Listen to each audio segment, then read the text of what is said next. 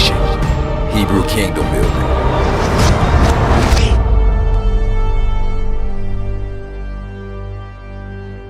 So basically, the Torah portion starts at verse 9, but the first few verses, basically what happened was, so listen, this is very, very significant. Yaakov, so you have Yaakov. Remember, Jacob and Esau was the last Torah portion. They were twins. One was thug, one was he was skilled at hunting, but he was not submissive. He was rebellious, basically, right? So he gave up his birthright. Remember that last week? All right. So the Torah portion ended last week with basically Yaakov got the birthright. He got it. All praise to the Most High. It seems like that was a great victory, right?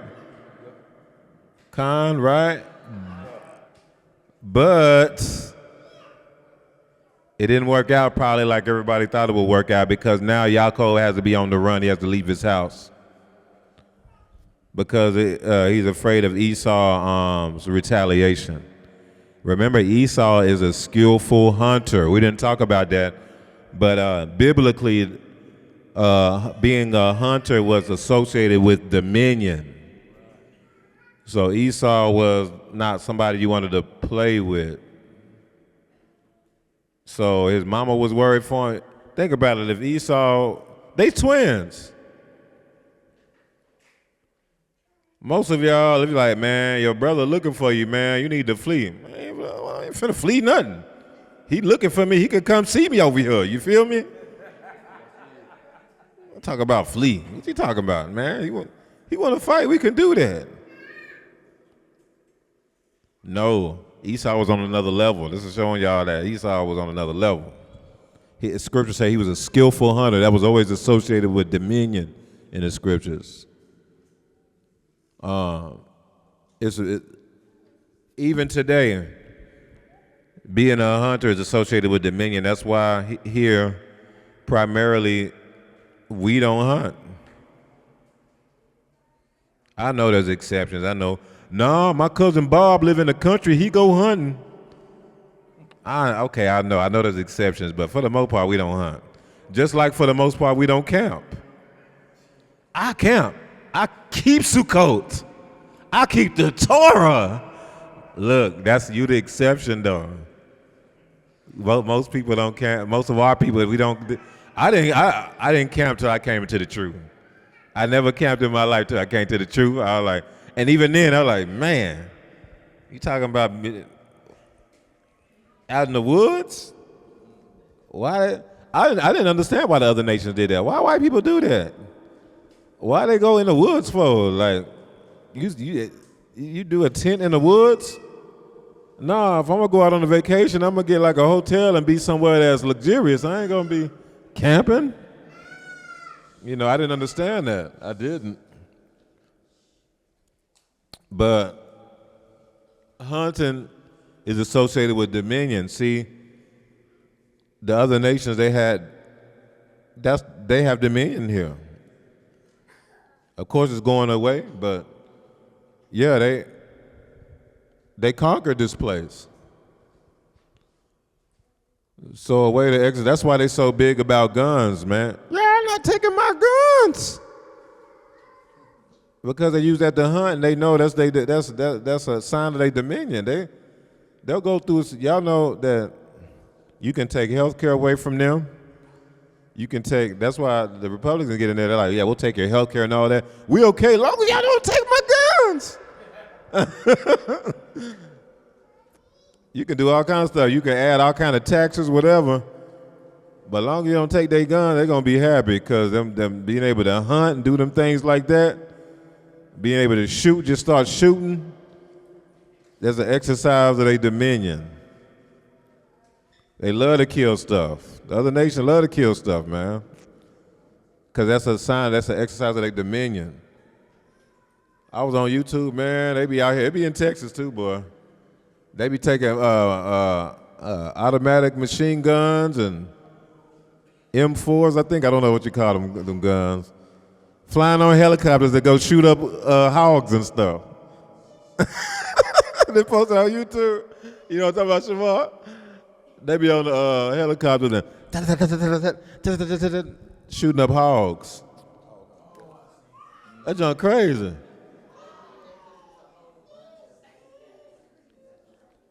I don't buy it, Ema. That's what they say. They're invasive. They're invasive animal. They're just. Yeah. Yeah. Nah. But you go to black neighborhood. Grandma and them and Uncle Duty and them and Junebug and them ain't worried about no hunting. I ain't going hunting, man. I just go to the grocery store, man. Talk about no hunting. They got a grocery store down the street, man. What are we hunting for? I can go down there and get the meat I need. What y'all talking about, man? Even with guns. You be in the hood. Grandma and them don't got no guns. You don't need all that. What you doing with you don't need all that. Be in the hood where there be shootings every other week.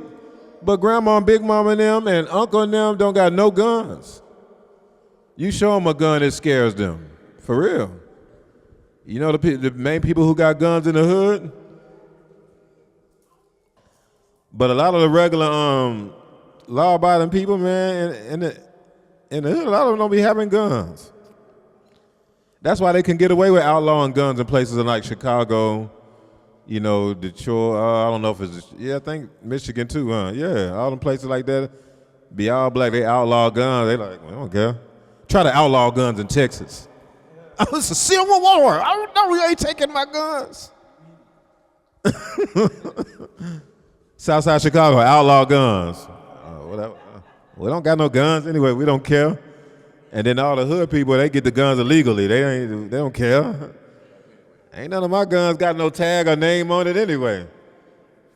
They ain't registering no guns. Cause they committing crimes with them things. Yeah. We ain't look at it though and realize that this is a sign of dominion though.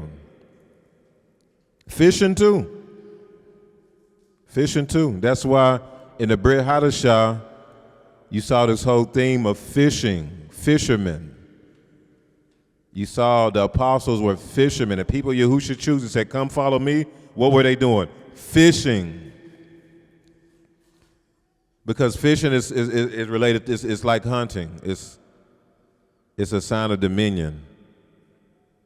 So hunting is like, remember what Yahuwah told Adam and Eve? Be fruitful, multiply, and have dominion over the beast of the field. And have dominion over the fish of the sea. That's fishing and hunting. But all the other nations is what do that. We don't do that. The other nations, they'll reserve property and pay thousands of dollars for acres of land so they can go kill things on that land.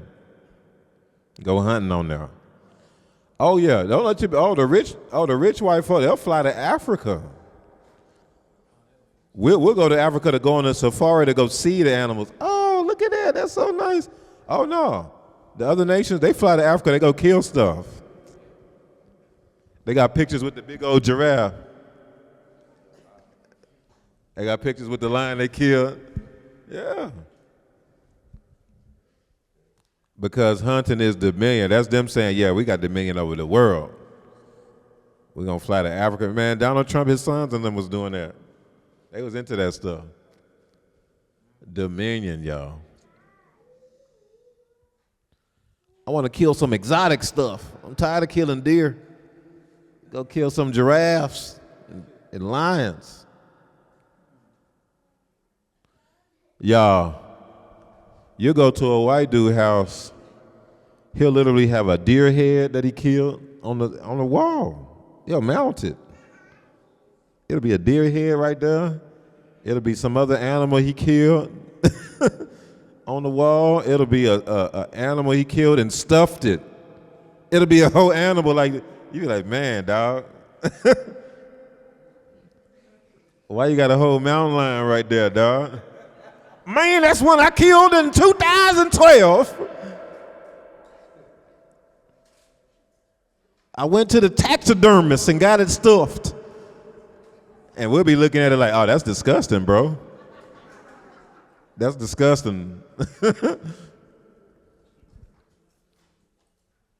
It's a sign of dominion, y'all. I ain't never been to no black person house they did. I just never seen that. Not saying it don't exist. I'm just saying I never seen it. That's all I'm saying. I ain't never seen that. Because it's a different mindset. It's a different mindset, and I'm not saying it ain't really through. It's not. It's not. We be laughing at white people because they go mountain climbing and stuff like that. That's dominion. It is. Go hunting and doing things, that's dominion. The reason why we don't do that stuff is because we are domesticated, Ms. Parker. We are domesticated people.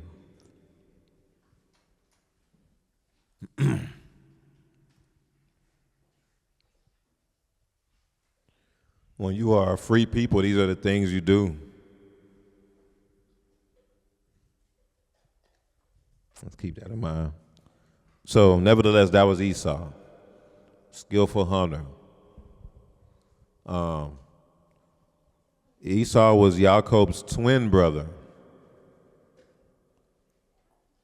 So you know what that means? That means Esau wasn't the white man.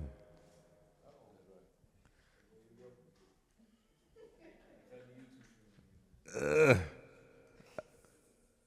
was Jacob's twin brother, so how was he the white man? Jacob's twin brother.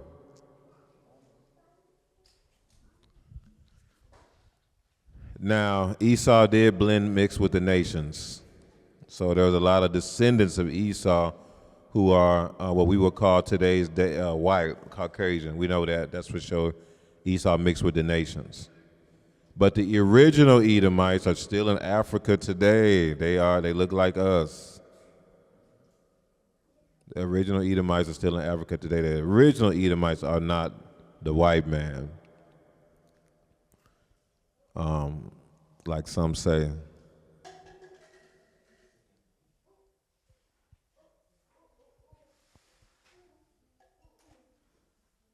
All right, y'all, let's keep going. So, keeping all that in mind,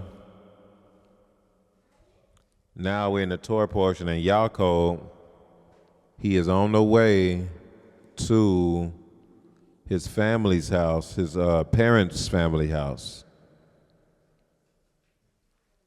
because his mama don't want him to be out there no more because she knows in her wisdom that, look, Esau wild, and he want revenge, and I don't know if I'll be able to handle that. Hold on, y'all.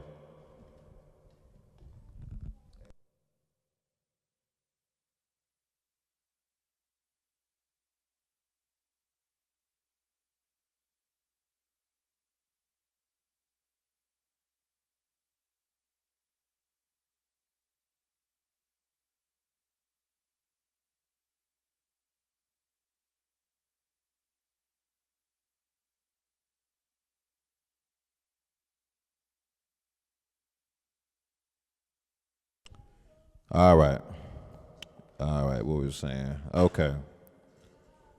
So, Esau. All right, so Esau, basically, no, Yaakov. So Yaakov went to his family's house. And it was multifaceted. Number one, it was to get away from Esau, but it was also to find an Isha, right? This is interesting because he's going to the same family that his father Yitzhak went up to find Rebekah from. But Yitzhak didn't go there. Abraham sent Eliezer there because he knew that Abraham knew, man, dealing with my family, man, they wild. I need somebody street smart. I'm going to get Eliezer to go up there. He actually was like, man, Isaac, you cannot go down. You got to make an oath that you is not going down there. Nope. Eleazar going down there. He sent Eleazar went down there, and he sent Eleazar down there with a caravan of possessions. A caravan. He was with riches, y'all. Abraham was rich. This was a different scenario. He's fleeing. It's like he's fleeing persecution, so he actually left, and he ain't really had nothing. You know how I know that he didn't have nothing? Let's look at this in verse 28. Let's go down to verse. Y'all just got to look at this prayer. Verse.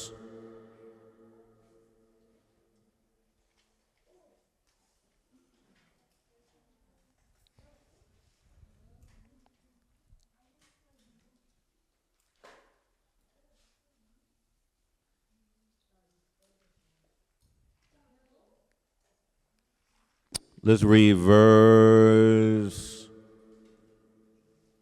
20. This is on his way up there. He's on his way up there. Then the vision happened. Okay, let's go up. Let's start off with let's go to Jacob's ladder. So, start off with verse 11. Yeah. Chapter 28, verse 11. So he came to a certain place and stayed there all night because the sun had set. He took one of the stones of that place and put it at his head, and he lay down in that place to sleep. Then he dreamed, and behold, a ladder was set up on the arets, and its top reached to the Shamaim. And there the Malaks of Allur were ascending and descending on it. So the Malachim of Allur were ascending and descending upon this ladder. Y'all, that's Yaakov's descendants.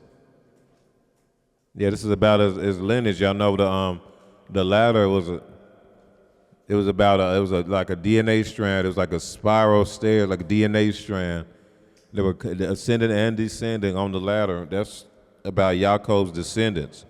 And you notice, because when you keep reading, then Yahuwah goes into how he's going to bless his descendants. Read the next verse, verse 13. And behold, Yahuwah stood above it and said, I am Yahuwah Allur of Abraham your father, and the Allur of Isaac. The land on which you lie I will give to you and your descendants. And your descendants. Okay, let's skip down to verse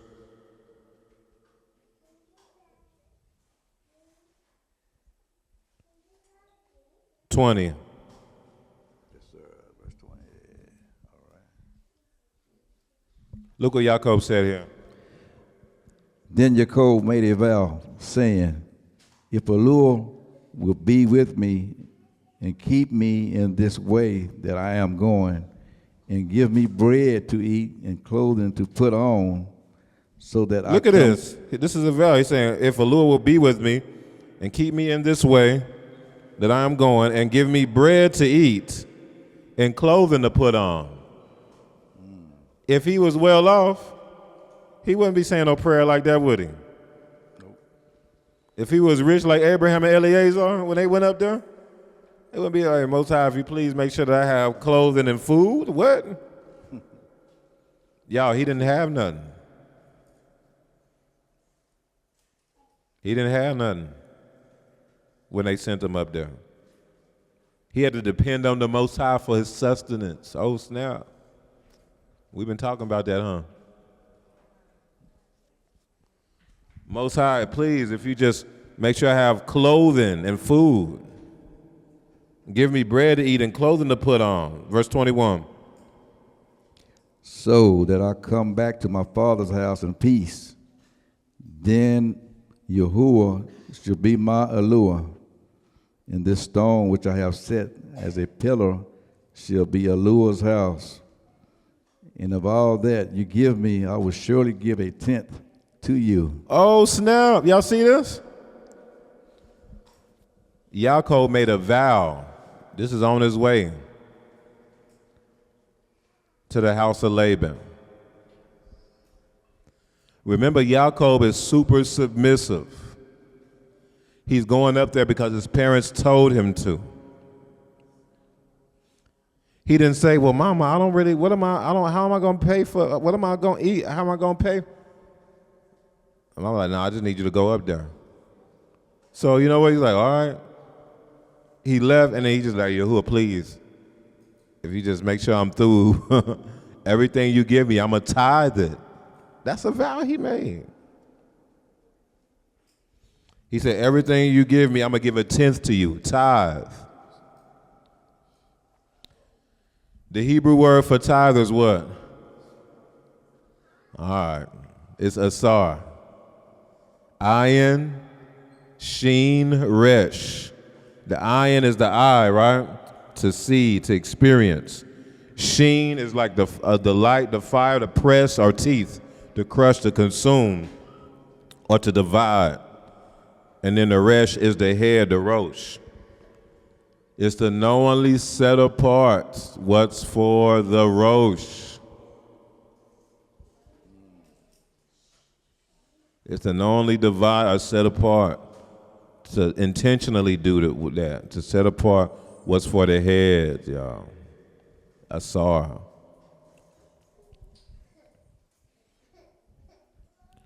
So who was Yaakov going to tithe to?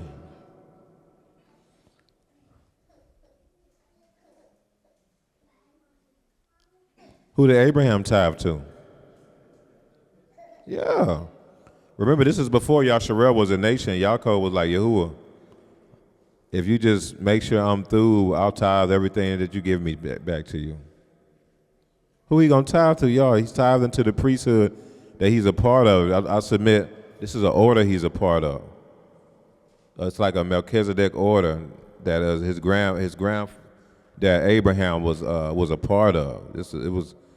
They weren't like just solo walking around. This showed you that Abraham was actually submitted to somebody. The scriptures talk about this. He was submitted to a priesthood, y'all. He was submitted to a priest. That's why he tithed to Melchizedek. He wasn't just moving around solo, doing however he felt best in his own heart.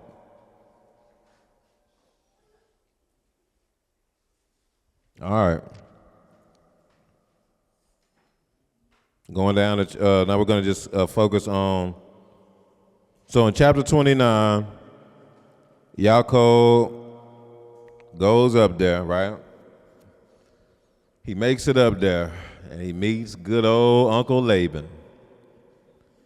But it's different, ain't it? It's different than when Eleazar came up there for Isaac. Eleazar had already put all these rings on Rebekah. He put them bracelets on Rebekah, man. That gold was shining when Rebekah walked in there. The scriptures say when Laban saw the gold bracelets, he was like, come on in, oh blessed of the Most High. Come on in. Y'all ever seen Coming to America when the dad, he realized that Hakeem was a prince? When he thought Hakeem was a peasant, he ain't doing a deal with him. Then he found out he was a prince. Come on in. Oh, come on. Hey, come on in. Hey, yeah. Yeah, son. And Hakeem was like, yeah. Yeah, son, look at this. I worked hard for this. You see my table? Good old hard work. I worked at McDowell's. And then he pushed the button, the choo-choo train said, choo-choo. And he was like, see that? And Hakeem was like, yeah. Well, a lot of them ain't see that movie. It's all right, though. It's all right. But Hakeem, he was a prince from Africa, but he was perpetrating like he was a peasant, but he was this prince who had all this wealth. You know what I'm saying? He was like the next up to be king too. So he was of nobility. As soon as he found out, oh yeah, son, how you doing? Because he wanted him to marry his daughter.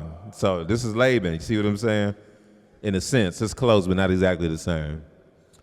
But when Eliezer came, Laban was like, man, blessed of the Most High, come on in. Oh yeah, you can marry her, most definitely. But Yaakov coming in here, he don't got nothing.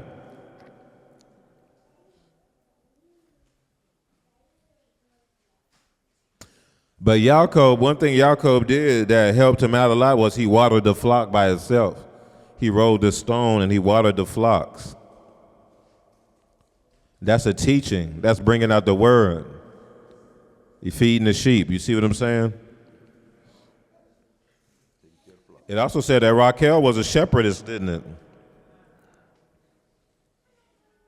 She was known for watering the flocks. She was the one. The scriptures say Yaakov was in love with Raquel.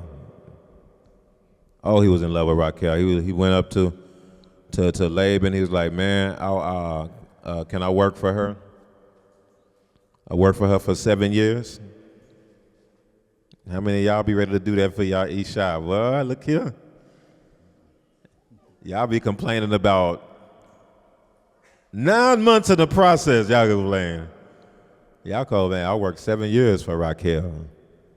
He loved her so much, the scriptures say, that the 7 years was like it was nothing to him. That's what it said.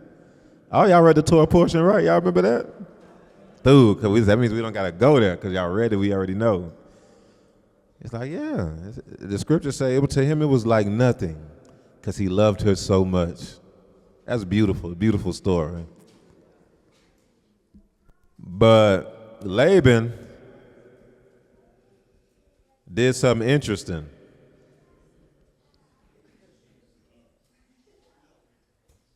It's interesting, y'all. So Laban, it was time. He worked the 7 years, y'all.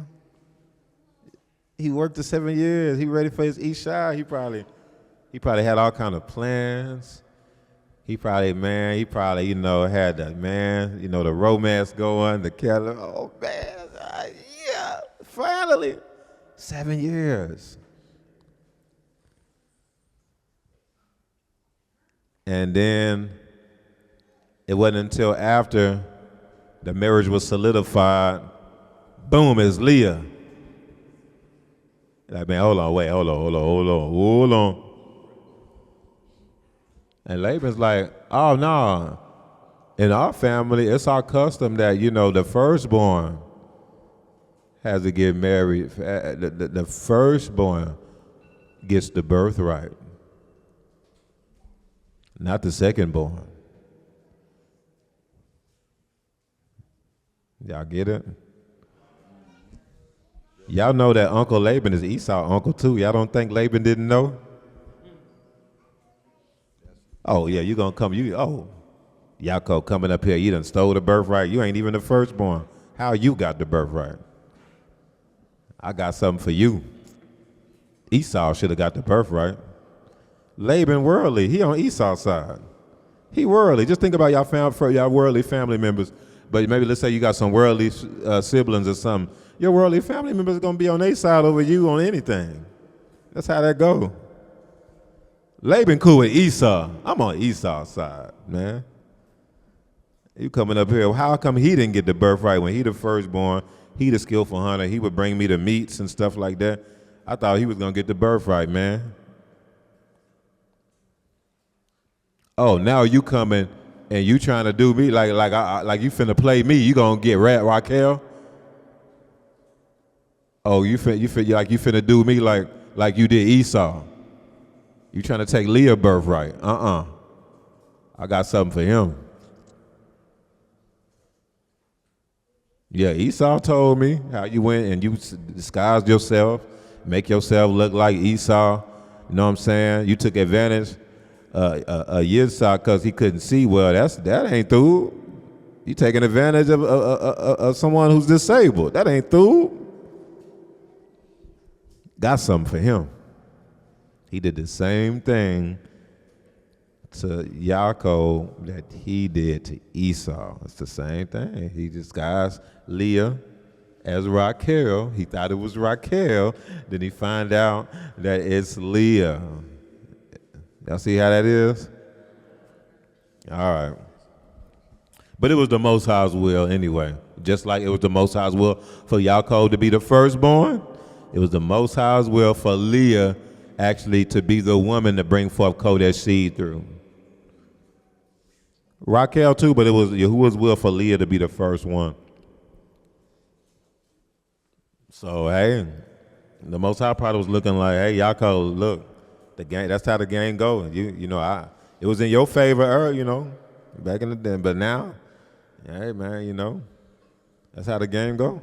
I wanted Leah to be the one to bring forth the Kodesh seed of Abraham, the descendants through. So I noticed he didn't really have nothing to say back when Laban was like, oh no, in our family, it's the custom for the firstborn to go first. He's like, oh man, all right. Yeah, I work another 7 years, for Raquel. He did. Come on, why y'all think he worked another 7 years? He knew he was guilty. He knew yeah, okay. I can't say nothing against that. All right, I work another 7 years. So he worked 14 years to get Raquel. But out of Leah came us, Yehuda, Levi. I know, Simeon and Reuben as well. Absolutely. But Levi and Yehuda are like the tribes most mentioned throughout all the scriptures. That came through Leah. And then it says that Yaakov, it said that she was unloved. Y'all know in the scriptures that's Shaneh. That means hate.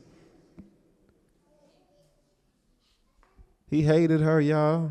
The English, the New King James is buttering that up, watering that down. The Hebrew word is Shaneh. She was the unloved. No, that mug say hated. Shaneh. It do.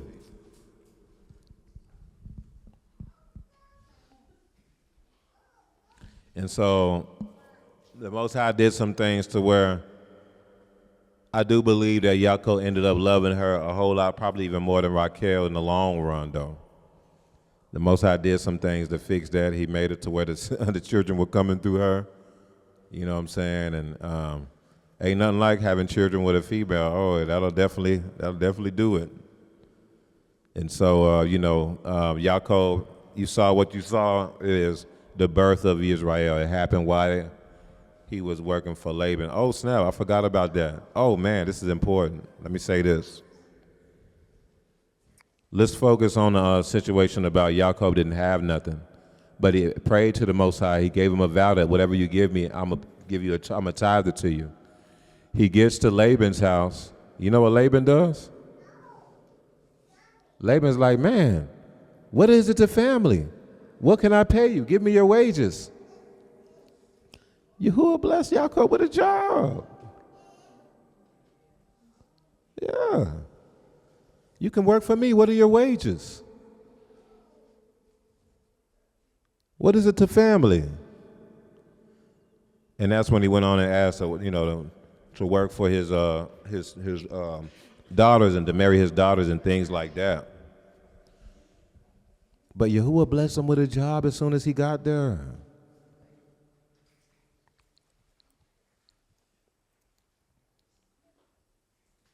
Yaakov ended up becoming an instant employee, and you know what Yaakov was probably doing? He was tithing all that immediately. He was so submitted. He was probably tithing everything just like he vowed to Yahuwah. You know why I know that? Because Yahuwah visited him again after he left, but I think that's the next Torah portion. And he was like, yeah, I'm the one who you made a vow to at Luz. That's what he said. If he broke the vow, Yahuwah wouldn't have visited him with more blessings. No, he probably was tithing everything that he received from that job. Worked all them years. Faithfully.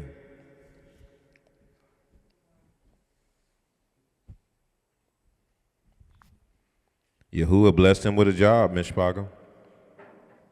Was the job thub? Nah, he was like, man, you kept changing my wages, man. He's like, man. But he stayed submitted. He stayed submitted. He stayed there for 20 years, 21 years. I remember at my job, man, they kept changing our pay all the time. Because when you're in sales, oh, man, they can manipulate that. Boy, they'd be like, yeah, so that, I don't know, that 3 times kicker we used to do, we're going to change it to 2 times kicker because they'll do all kind of stuff, and they'll just be changing your pay. So it was up and down, man. You'll have a high year, and then the next year it could be super low or it could be medium. It was just up and down in sales. But a lot of it was because they manipulated on purpose based on what they want to bring in for themselves. You see what I'm saying? And so basically Laban was like a CEO. He was like a oppressive boss.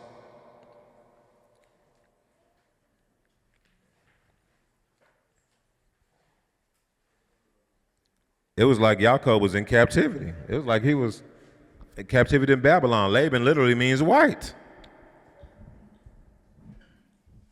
in Hebrew. Yeah.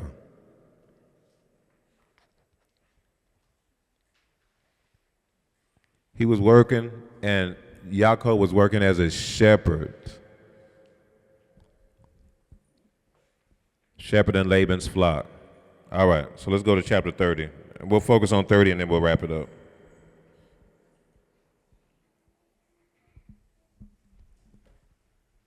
All right, but Kira, let's do chapter 30 and then we'll wrap it up.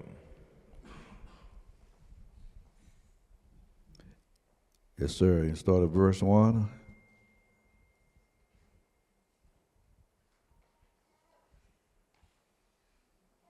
Oh, yes, sir. My bad. Yes, sir.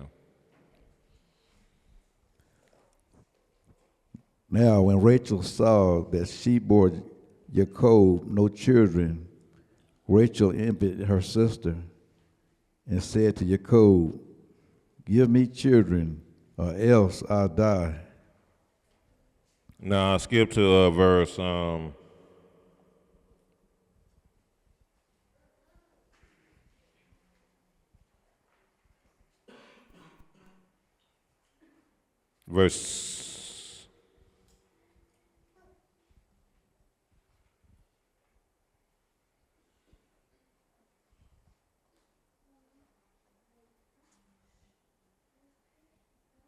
start with verse 25. My bad. Verse 25.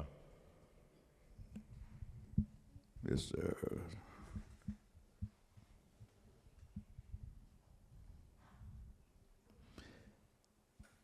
And it came to pass, when Rachel had borne Joseph, that Jacob said to Laban, "Send me away, that I may go to my own place and to my country. Give me my wives and my children, for whom I have served you, and let me go." So as you see, after Yaakov, so what happened was Yaakov ended up building a whole family while he was working for Laban. The whole nation was built while he was living in Laban's house. Now listen, he became a master shepherd, a very successful shepherd, but he was still an employee. So all he was doing was building somebody else's empire. This is what a lot of us do. But he had every capability of using those skills to build his own empire.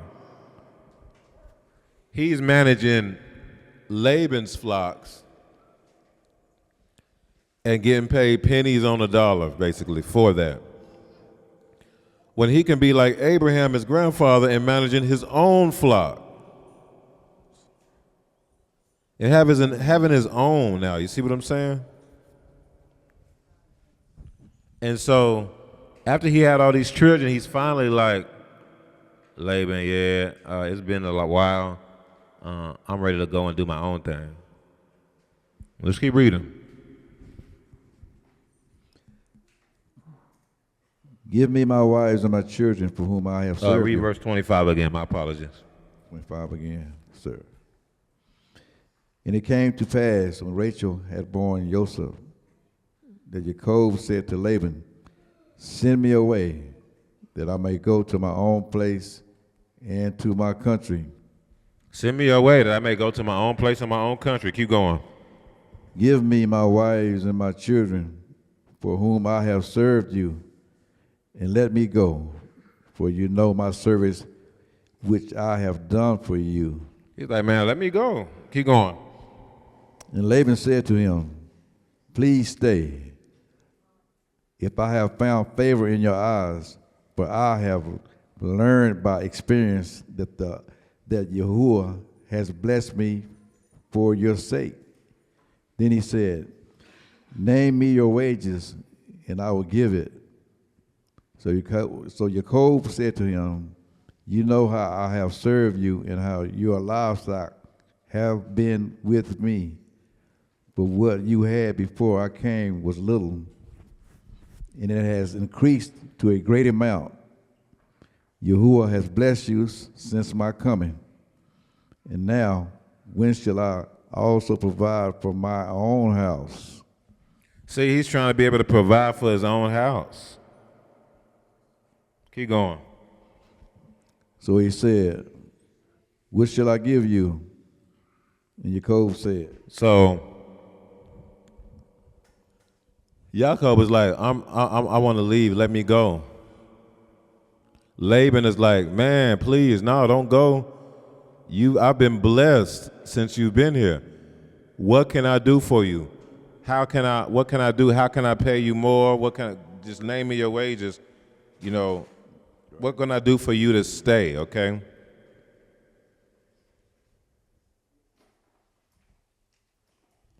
So verse 31, he's like, what shall I give you? Look what Yaakov said. Go ahead.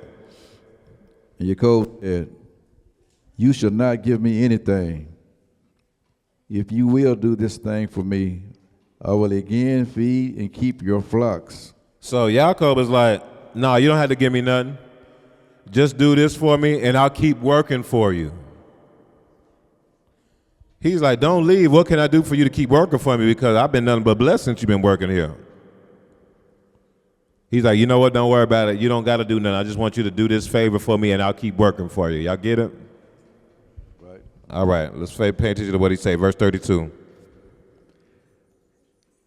Let me pass through all your flock today, removing from there all the speckled and spotted sheep, and all the brown ones among the lambs, and the spotted and speckled among the goats. Man, Yaakov is cold, y'all. And these shall be my wages. Laban thought that he could outdo like Yaakov when it came to, man, supplanting, I guess you should say. But Yahuwah's with Yaakov. So Laban ain't got nothing on no Yaakov. Yaakov like, look, I'll keep working for you. How about this? You just give me all the spotted and speckled sheep. If you just give me that, you ain't got to. He like, man, I'll keep working for you. Just give me those. I'll be through.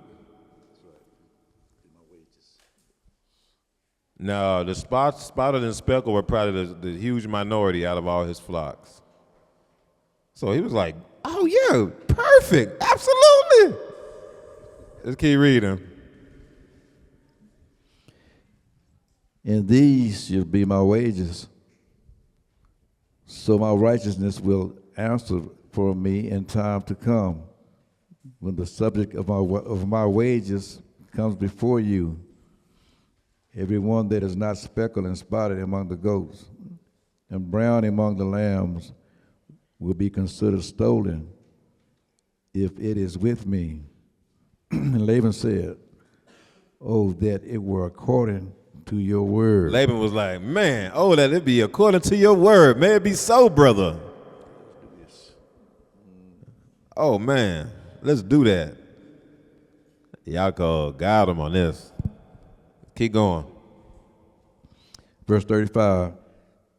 So he removed that day the male goats that were speckled and spotted, all the female goats that were speckled and spotted, every one that had some white in it, and all the brown ones among the lambs, and gave them into the land of his sons. Into the what? Into the hand of his sons. Are y'all following what's happening here? Let me explain to y'all what happened, okay? Because this is crazy. This is how wicked Laban was. Laban was like, Yaakov was like, I don't want you to do anything for me. I'll keep working for you. Just give me the spotted and speckled goats, and that'll be my wages, okay? Yaakov was like, bet. Then he hurried up and took all the spotted and speckled from his flocks and moved them.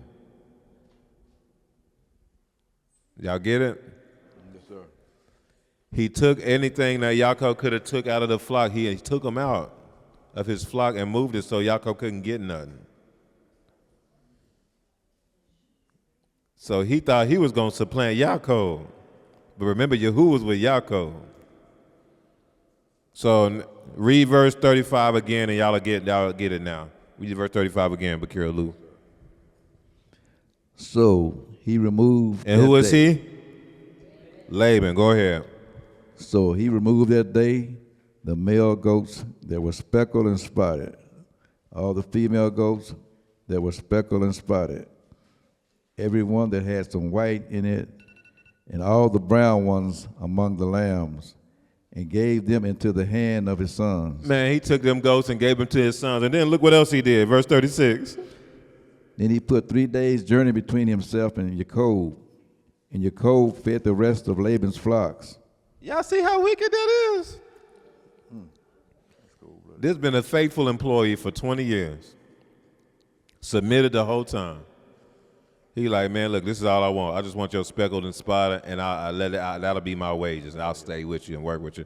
He's like, great, absolutely. Let it be so. And then he went and pulled all the speckled and spotted up out of his flock. Not only that, he gave it in the hands of his sons and then took them out 3 days' journey away from, far away from Yaakov, so Yaakov will not even know that they existed. 3 days' journey, that means they way far away.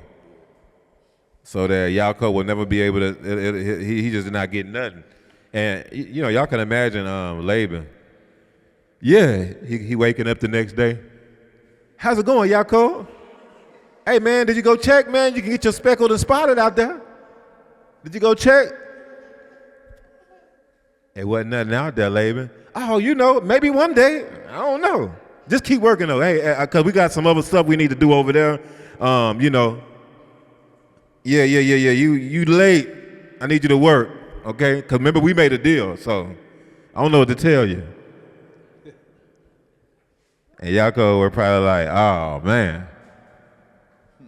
I got something for him. All right, let's keep going.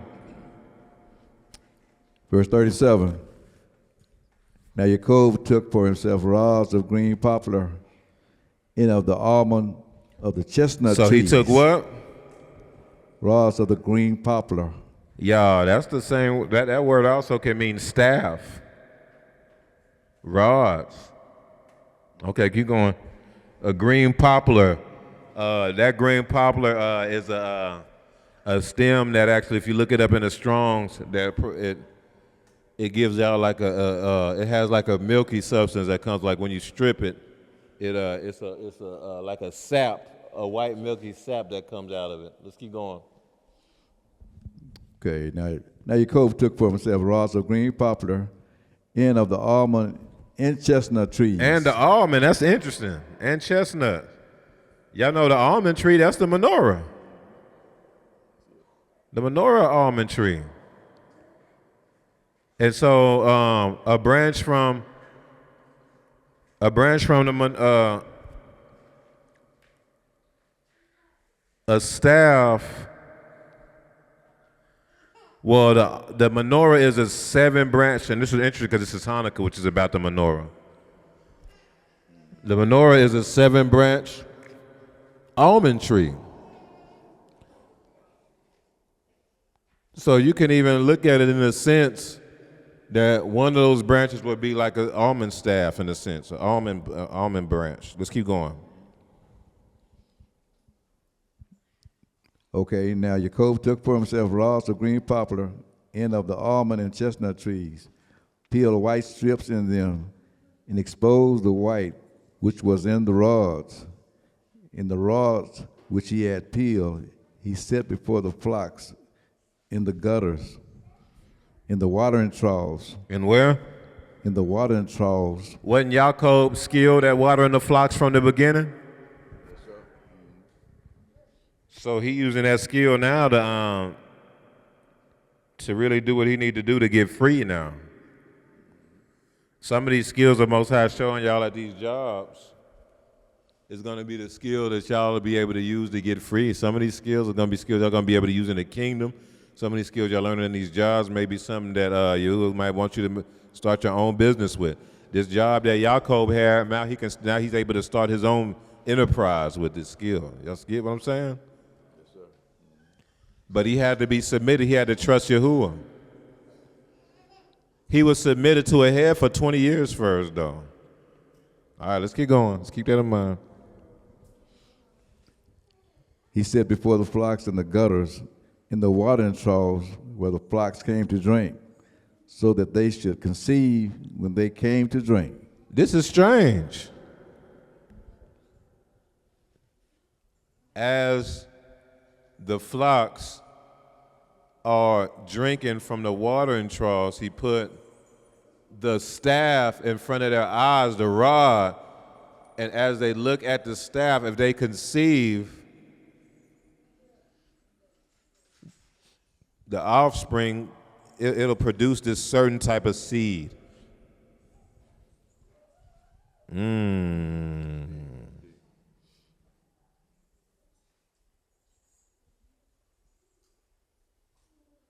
All right, keep reading. Verse 39. We almost done. Keep going. So the flocks conceived before the rods, and the flocks brought forth streaked, speckled, and spotted. Then Jacob separated the lambs and made the flocks face toward the streaked, and all the brown in the flock of Laban, of Laban. And he put his own flocks by themselves, and did not put them with Laban's flock. And it came to pass, whenever the stronger livestock conceived, that Jacob placed the rods before the eyes of the livestock in the gutters, that they might conceive among the rods. So he placed them before the eyes of them in the gutters while they were drinking. Drinking the water is symbolic of a teaching.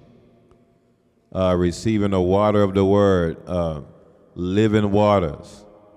Yaakov was a specialist in providing waters for the sheep, living waters.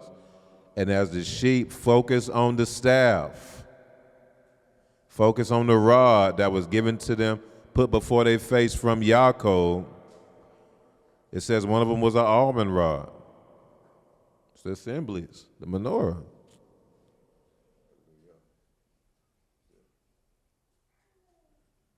They would come out a certain seed that Yaakov would be able to keep.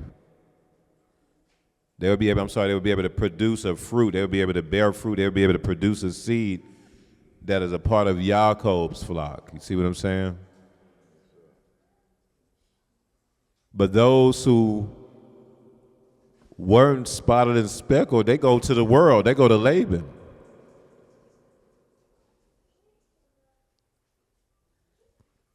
Yeah.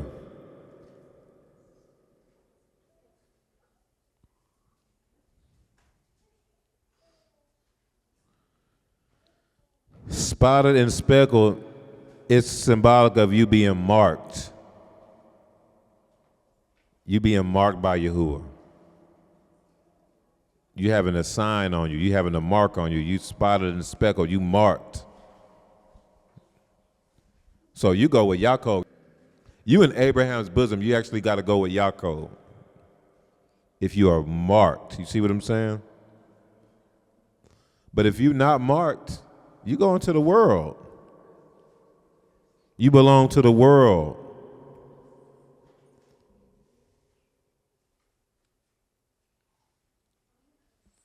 And the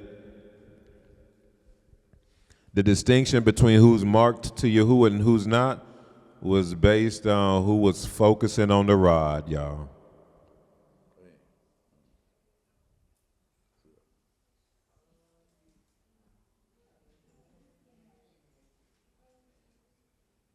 They kept their eyes fixed on the rod, y'all. This is about producing a certain type of seed. This is about bearing certain type of fruit. This whole Torah portion is about DNA, and this whole Torah portion is about that. It's about Kodesh seed. The Torah portion started off with Yaakov having his experience where the Malachim visited him. He saw Malachim coming up and down the ladder. That was about DNA. We knew that, right? Then you keep going in the Torah portion. Then that's when he goes and he marries the right woman that Yahuwah wanted him to marry, not who he wanted to marry. He wanted Raquel. He thought Raquel was fine. That's who he wanted. Yahuwah wanted him to have Leah as Kodesh. Okay, not saying Raquel not Kodesh, but Leah is more Kodesh. He still had Raquel. You know, he was able to have Joseph and them out of there. But wasn't nobody topping like Levi or Judah. The Kodesh seed he was able to bring forth through Leah. There's none of the other children top them. See what I'm saying? Yahushua HaMashiach came through Leah. There you can't top that, right? Yahushua HaMashiach came through Leah. King David came through Leah. Solomon, you know, the list goes on and on and on. Think about the prophets. A lot of the prophets were Levites, y'all.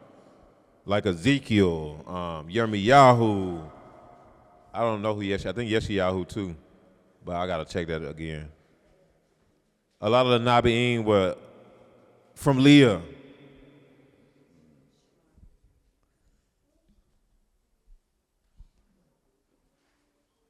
But the scriptures say Yaakov, that just wasn't who he was looking at, man. He wanted Raquel. It said that he hated her at first. This was all about Kodesh seed. Then you go to the situation where Yahuwah had Yaakov do this thing where he had his flocks look at a rod, and one of it was said it's an almond rod. The menorah, look at the assemblies. Look at Yahusha. The menorah represents the assemblies. It's an almond tree.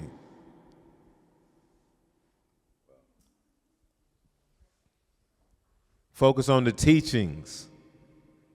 Focus on the instruction, and then you'll be able to bear fruit that Yahuwah will accept. The spotted and speckled. And you know what happened? The scriptures say that Yaakov ended up becoming very prosperous after that. Consistently tithing, consistently staying submitted to whatever Yahuwah said. Now he's coming out with great wealth. He had to pass a lot of tests, y'all. Yahuwah even had him in situations where he had nothing. Y'all, Laban changed his wages 10 times.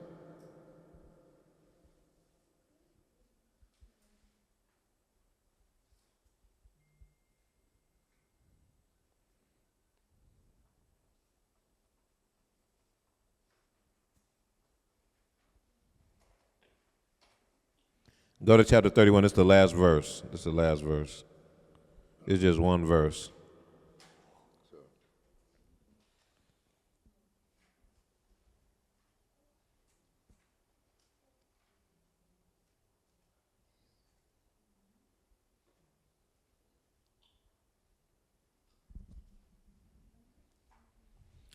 He wanted Raquel, and Raquel, she wasn't all the way in the truth like that. She was still dealing with idols and stuff.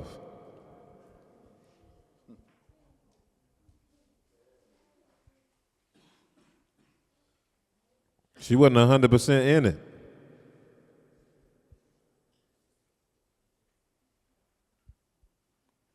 Read verse 38.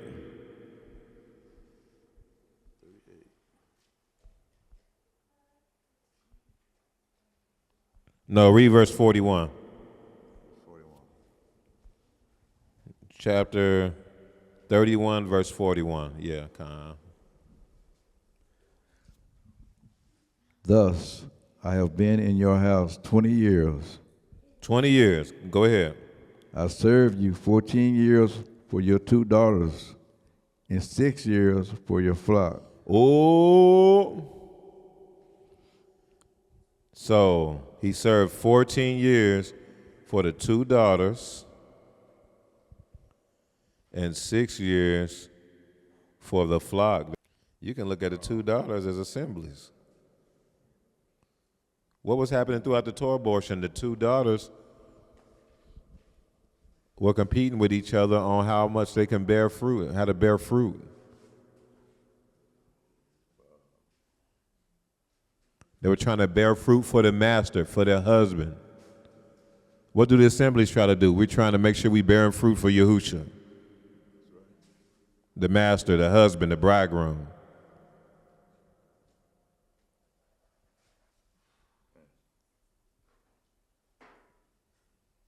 Yeah, they was going back and forth. They was trying to have as many children as possible.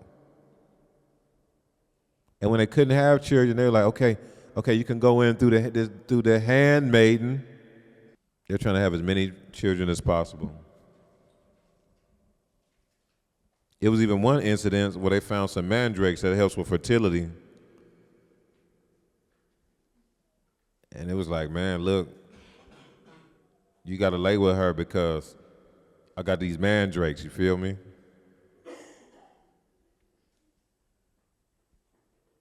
Yaakov was like, all right, there was more children coming, to the point to where they had, out of his 2 wives and handmaids, man, he had 13 children, I think, or 12.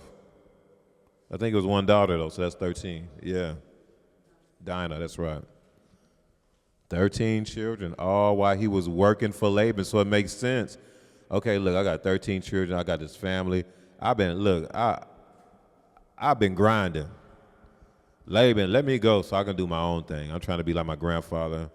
You know, I'm trying to do my own thing now. Y'all, this is the mindset y'all want to have at your jobs.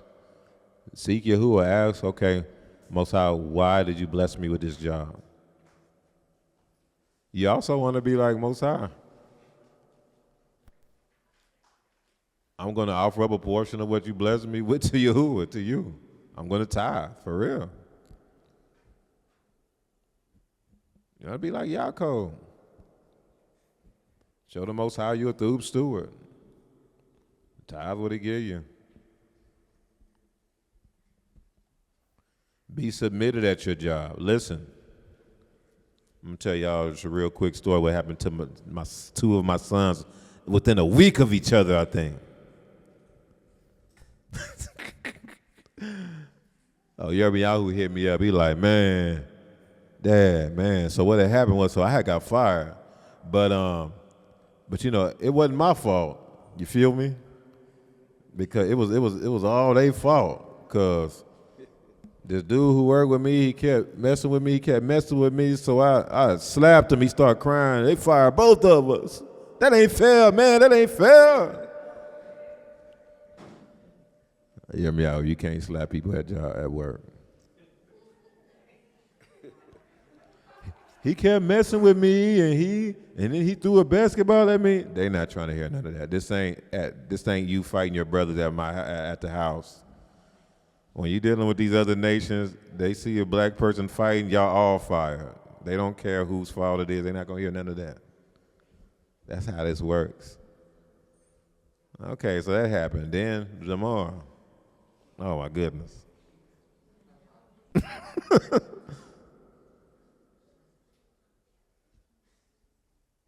What's that one email y'all should do with that? What she be posting that meme where the lady be like,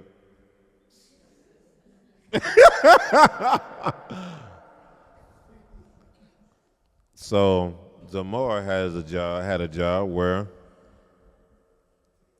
you know, the car wash. But the manager told him he wanted him to do some other stuff for the cashier's work. He was telling the manager why he don't need to do that. Because the rules say, because we had a meeting, the rules said that that's the cashier's job who's supposed to do that, not me. Old lady meme. Child. So the manager's like, yeah, I know. I mean, we did talk about that in the meeting, but I want you to do that today. Yeah, no, that's not fair, and it's not. Boy, you getting paid. What are you talking about? It's not fair. So they didn't do nothing but suspend him and fire him for that one, you know. Dad, it wasn't fair because they said the cashier is supposed to do that job. I was explaining to him, son, almost every job you get, there's going to be other things they're going to have you do that's outside of the job description. That's just how it goes. It's always irritating. A lot of times your manager might even just have you do something he don't feel like doing. That's how it works.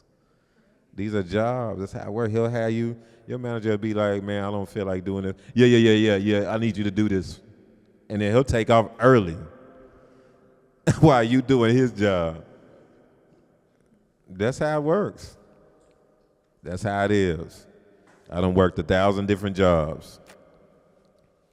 As soon as you start trying to tell them what you're not supposed to do and all this type of stuff, they're going to fire you and hire somebody else going to come and they're going to do it.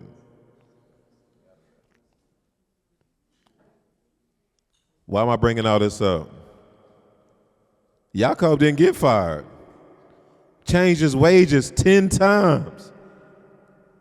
And he still stayed submitted and just did his job.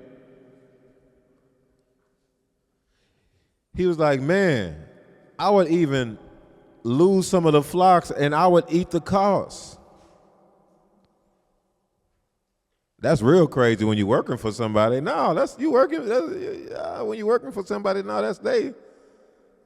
that's on them. No, he would eat the cost like as if it was his own business. What he was saying was, man, I've been operating like this is my own business the whole time. But getting the wages of a peasant.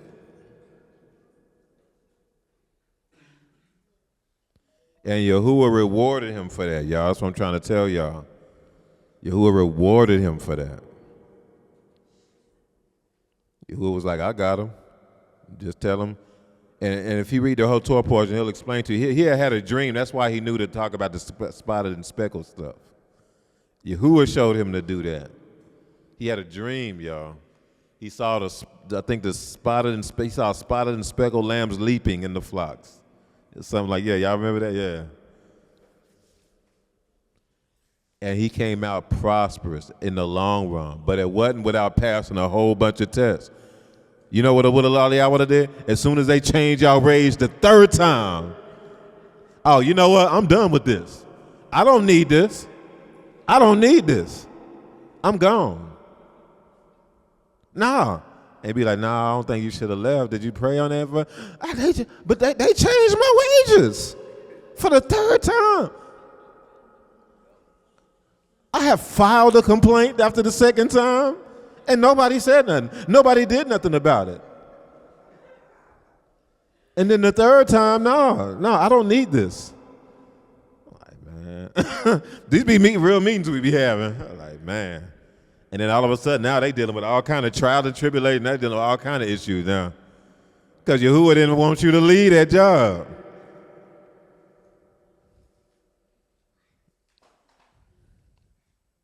Yaakov stayed submitted, y'all. Y'all know what 10 means? 10 times? That's the number of submission. That's the number of obedience and submission. And so it wasn't until after the 10th time when he changed his wages, Yahuwah was like, okay, he passed the test. What if after the 9th time? Some of y'all failed the test after the 9th time. You just need it one more time. Some of y'all failed the test after the 10th time and you quit. And Yahuwah was about to bless you. If you would have just went on and stayed submitted after that 10th time.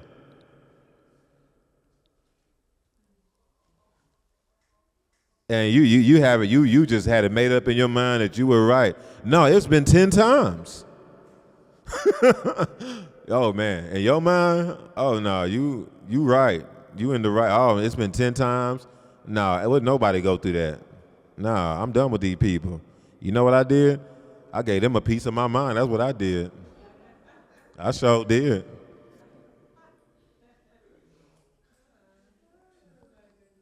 And literally, you stayed submitted through all those times. And if you would have just kept it through, that was the last one. You would have came out and prospered.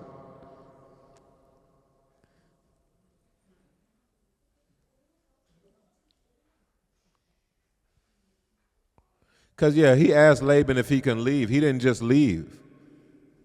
Read the Torah portion. He asked Laban if he can leave. He didn't just quit. He asked Laban, can you please let me go? It wasn't until Yahuwah visited him and then finally told him, okay, you can go, man. You through. you did it. 10 times, man. This is my ark, man. You know what, Yaakov? Get your family. You can leave. That he didn't leave until Yahuwah fully gave him the green light, y'all. 20 years.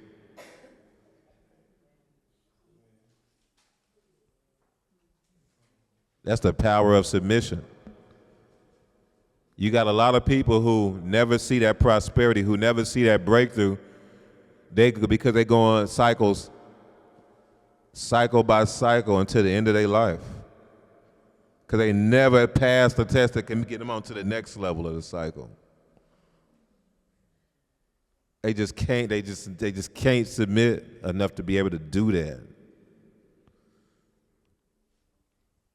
I was at my job for 17 years before you was like, yep, no, it's time for you to go.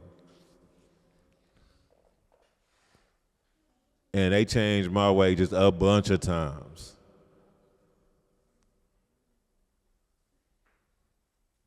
They was moving all kind of crazy ways. Y'all know that job I almost quit year 1. Almost quit year 1. Radayahu was about 1, and I had a racist manager, y'all. He did not like us. I was a top sales rep on the floor. I was one of the top. I think I was in the top 5, and this was at this time. This was at Dell. It might have been like 120-something people on the floor. I was the top 5, y'all. He took me in the back room. Yeah, you know, because I'm trying to get promoted. Because I was at the bottom role. I was at the most bottom entry level role you can get, boy. So I'm just trying to move up. Hey, just face it, man. You're not gonna go to that whatever. I forgot what the role was called. I think it was called the Super Q or something. I forgot what it was called, but it was where you make more money. He just took me in the back room like, yeah, just face it. You're not going. I'm like, what? I'm killing the game, but I was, I was worldly, man. I was fresh out of Prairie View. I didn't really know how to work in corporate world, so I was still, I was sagging. I was still, I was not corporate, so that's what made them be like, yeah, he's killing the game, but no, we can't have him, like, move him up. No, y'all need to move me up. I'm hitting the numbers. Y'all can't be. That's why I'm supposed to be looking at that. Y'all not supposed to be stereotyping.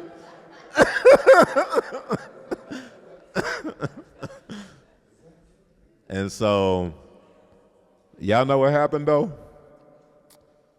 I almost quit, y'all. I stopped going to work and everything, but the people, the management had put me in I was like missing days randomly, and they would just come in when I feel like that. Took me in the back room, and like, man, we just want to talk to you. What's going on? And it was almost like Yaakov. It's like, man, our team numbers ain't been the same since we need you, man. Is there something we can do? I mean, maybe you need to take a break, And I was just like, oh snap, they really worried about me like that? I really didn't think they cared nothing about me. I really didn't. And I was like, dang, let me just try to keep going. So I started trying to take it more seriously after that. And that manager, they moved out, man. They fired him. I don't know what he did. Yahuwah moved him out the way. I don't know what the story was. Listen, though, this was right after I passed that test. This is right after that. If I would have had quit, that would have never happened. I would have never saw that. See what I'm saying? But right after, I was like, okay, I'm gonna just do this. I'm gonna just do this. I need the money. I'm gonna just do this. Yahuwah moved him out the way. He ended up getting fired for something. This new manager came in, this dude from India, this young dude. He's just looking at the numbers. He's like, man, what in the world, man? You ain't been promoted yet? I think it might have been less than a month. He took me in the background. He's like, yeah, you're promoted. It might have been less than that. It might have been a couple of weeks. I don't remember because this was like 20 years ago. But he like, man, yeah, you promoted. I was promoted, y'all. And after that, it was just, boom. I started learning actually how to be corporate. Oh, boy. Boom. Promotion after promotion, promotion after promotion. To the point to where I was making almost 3 times the amount. When I left after 17 years, I was making about 3 times the amount I made when I first came in, entry level. Ended up being there for 17 years. Y'all almost quit in the first year.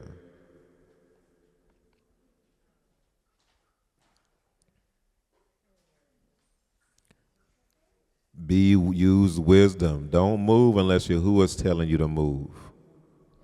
I don't care about what they doing. Y'all can try to tell me the sob story. I done been through it all. What your manager doing? How he acting towards you? He racist. If Yahuwah ain't say to leave, then yeah, seriously. Oh yeah, they'll lie on you. I know. I've been through it all. But I mean, just went through stuff like that. Yeah. Yahuwah will deliver them to your hands, man. I'm telling you.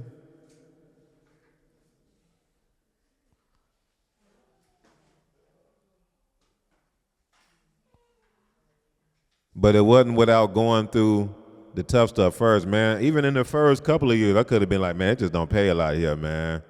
Let me try to just find some other stuff that pay more.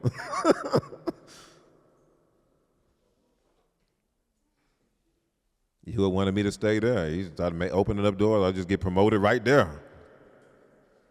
I had to get a new job, make more money right there. You just never know. Y'all get what I'm saying?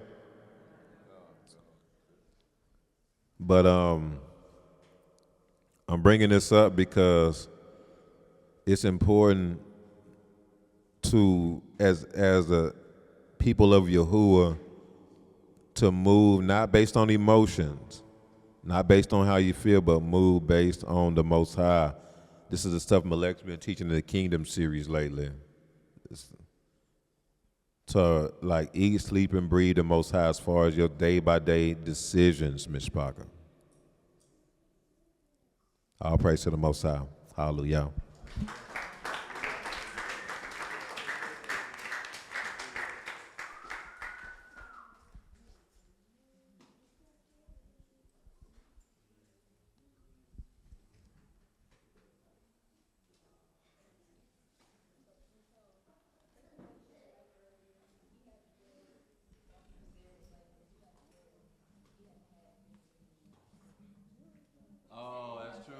After he left. Yeah, so that's a through point. He had 12, because Benjamin wasn't born until after he left. Yeah, I think that's the next 12 portion. This is the next. Yeah, So, all right. Shama, she said the nations send their kids to gun camps.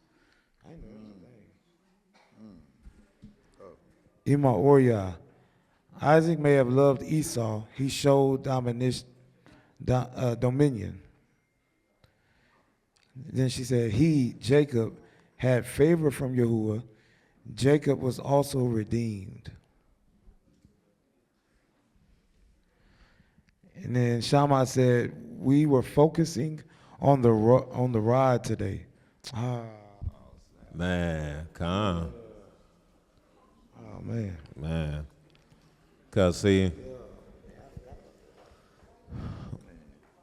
so another aspect of focusing on a rod is like it's keeping your eyes fixed on Yahusha. It's keeping your eyes on Yahusha, and that when you do that, you will bear fruit. See what I'm saying? It's being, so remember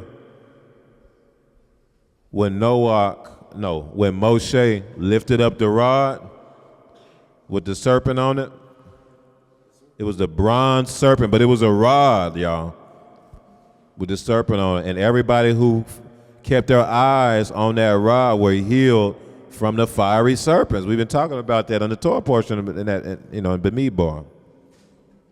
I actually just posted that one from that passage, that Torah portion. Because he who keeps their eyes on the rod, on Yahusha, they're going to bear fruit and they're going to receive the healing because they're going to receive the words. It's like you receiving instruction. You get what I'm saying? Yeah, it's powerful. All praise to the Most High.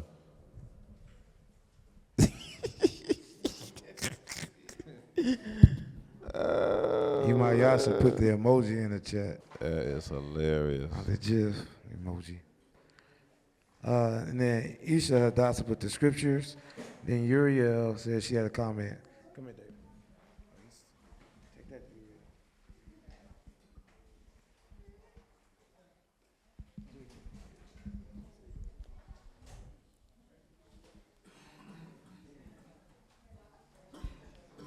Uriel. When I was reading the Torah portion, I wondered why what her name is? Yeah, it's all right. The older one? Leah? Oh, go ahead. We listening. Sorry. I said I wondered why Leah had to hire Yaakov because of mandrakes. Because I was like, if that's her husband, why would she have to hire her husband for the mandrakes? But it makes sense to know that because he hated her, you know. And maybe Rachel had known that too, I don't know. But that makes more sense now. But I had a question on Genesis 29:10.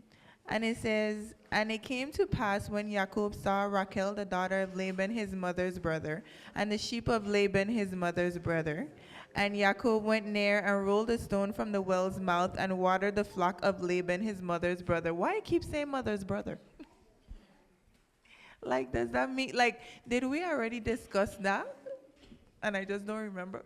Because I know you said, like, when something repeats in the scripture, it try and show you something. So I don't know if anybody knew what that something was.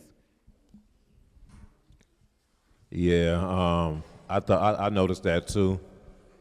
I don't know. It's something there, but I don't know specifically what it is. Other than it's just emphasizing that because of the situation with Isaac, you know, with Isaac and Laban.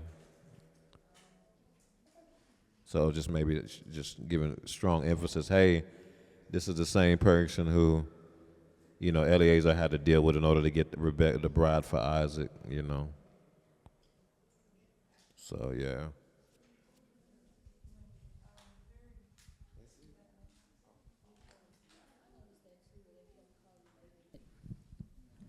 I was just going to say, I noticed that too. They kept calling Laban the Syrian. But I don't know why. But they kept calling him that.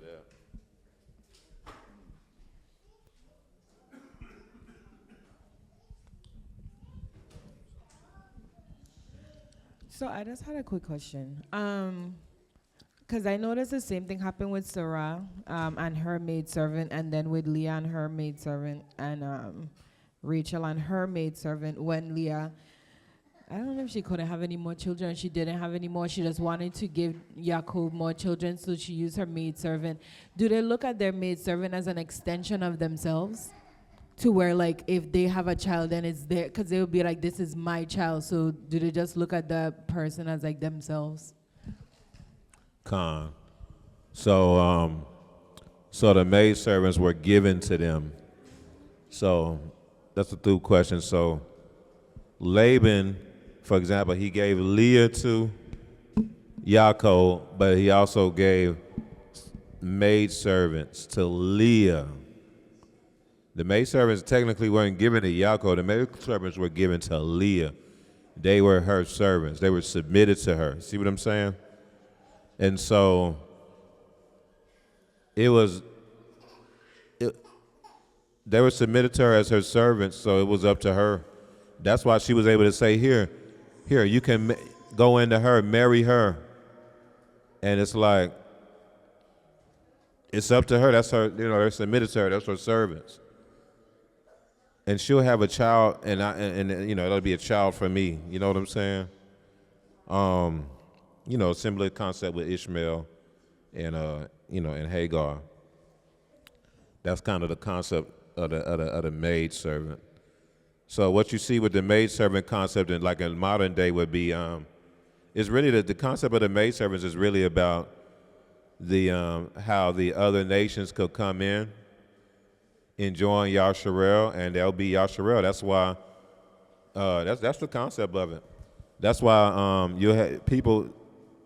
Someone can come in who may not be bloodline Yasharel, but if they're submitted, they're serious about serving Yahuwah. They'll be considered Yasharel. Just like Leah took and see the maidservants are, because the maidservants, the concept of the maidservants is that they're from other nations. The maidservants, the concept is that they're generally, well, really the concubines, but that kind of go hand in hand. They're generally usually from another nation. But if they're submitted to the Gabira, if they're submitted to the and things like that, and so then that means they can bear fruit, and it'll be as if it's the same thing. They'll be considered the same as Yasharel. They'll be considered the same as if it's Leah's children. That makes sense? That's the Ruaco perspective of it.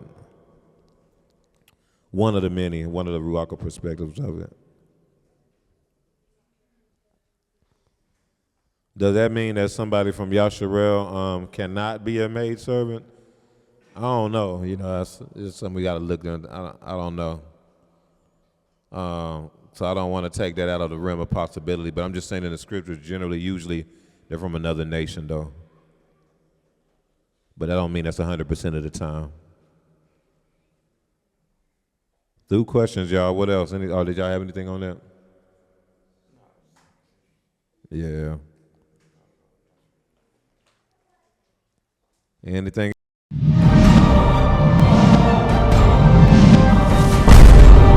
Rebirth of a nation. Hebrew kingdom building.